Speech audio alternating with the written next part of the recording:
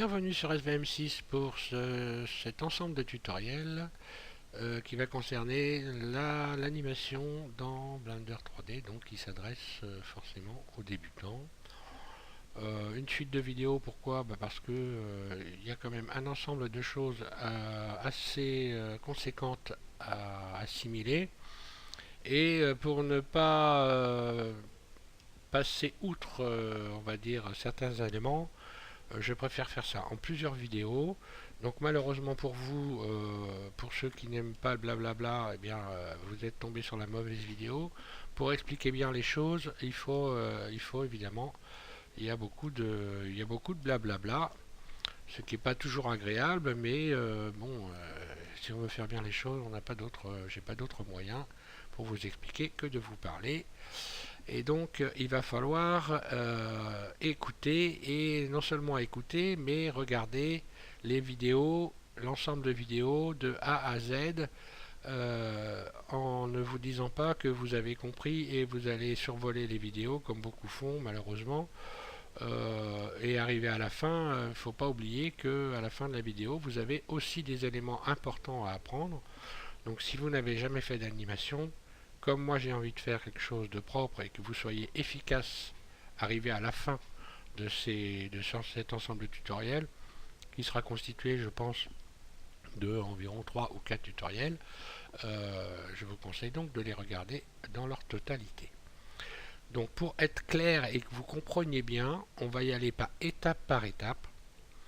Et donc dans ce premier tutoriel, qui est fondamental parce que je vais vous expliquer, je vais vous donner une vue d'ensemble pour que vous puissiez apprécier ce que vous allez faire dans les tutoriels suivants, et on va s'attaquer comment je vais vous diriger pour que vous puissiez donc assimiler le mieux possible élément par élément. Donc cette vue d'ensemble est extrêmement importante. Je préfère vous donner une vue d'ensemble, que vous compreniez ce que vous allez faire, plutôt que de m'attaquer directement à l'animation, et puis vous allez perdre la moitié des éléments et vous n'allez finalement rien comprendre. C'est un peu le problème que j'ai eu moi quand j'ai débuté dans Blender.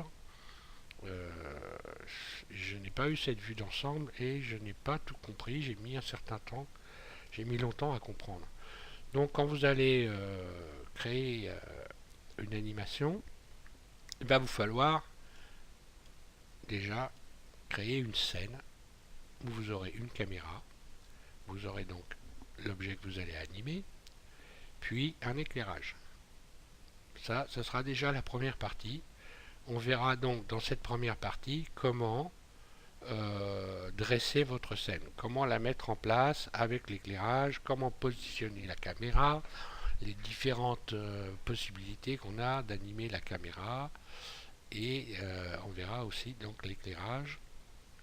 Ça, ce sera la première partie, on va dire, d'explication. Ensuite, on aura une deuxième partie d'explication où je vous expliquerai à quoi sert donc cette partie-là de Blender qui s'appelle la timeline, ou tout simplement le tableau de chronologie, on va dire, de la vidéo, ce qui vous permet donc de créer votre vidéo et de sectoriser les mouvements, mouvement par mouvement.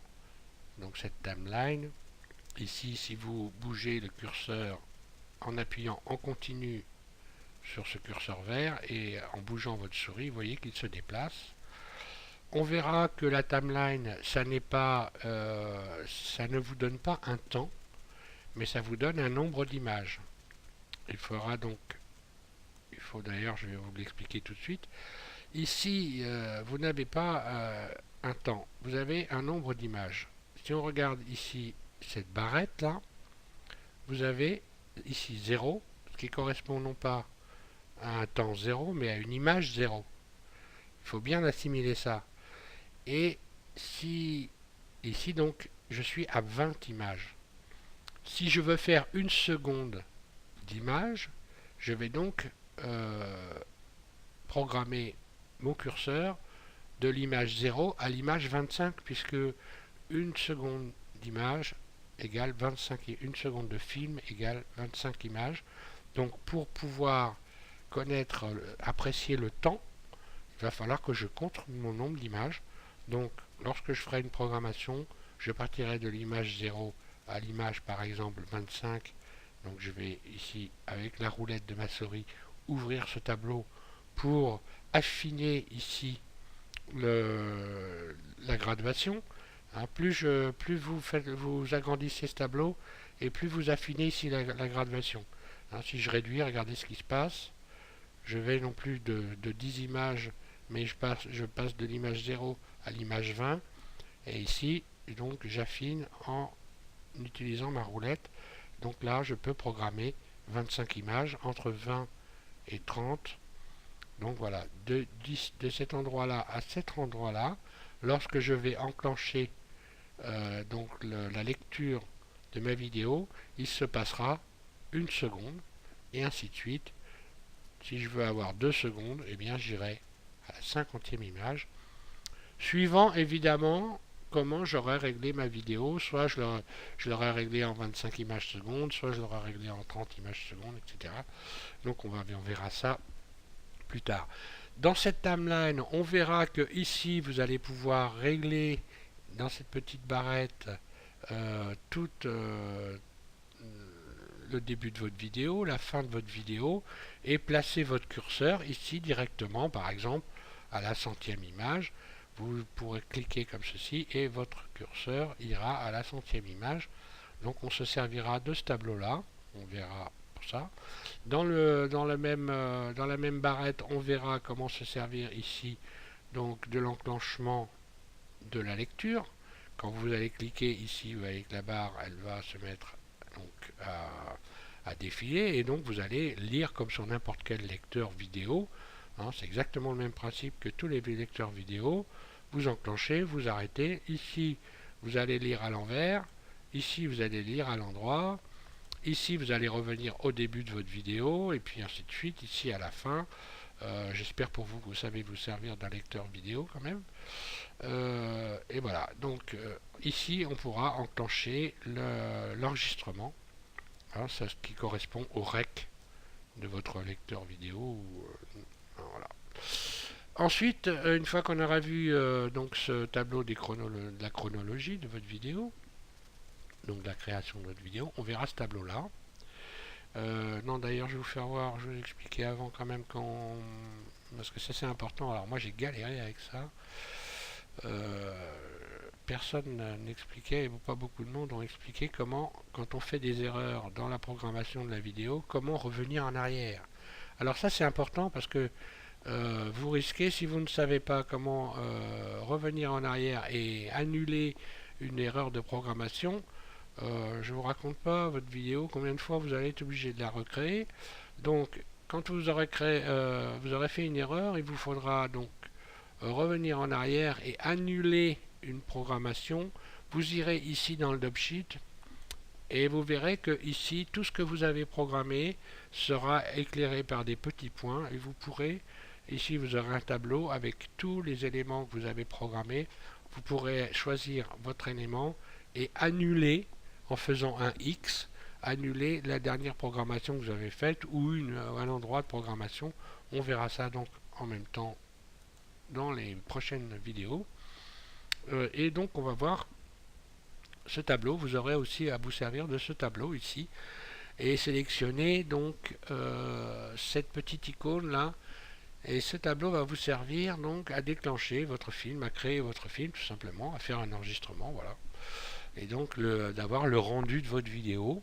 Ici, cette fenêtre vous permettra d'enclencher le rendu. Lorsque vous appuierez ici, eh bien voilà, votre film sera en train de se créer. Et là, vous allez pouvoir apprécier que des fois, ça peut durer très longtemps. Pour vous donner un ordre d'idée, il ne faut pas vous inquiéter.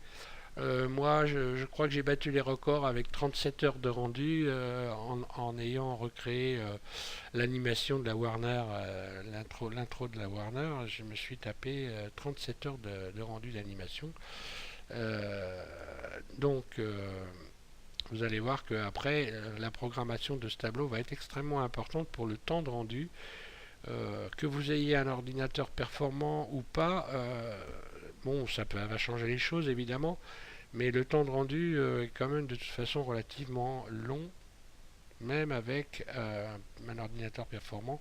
Pour avoir des temps de rendu très rapides, il faut travailler donc sur plusieurs ordinateurs en même temps, ce qui explique pourquoi éventuellement un film, une animation coûte très cher.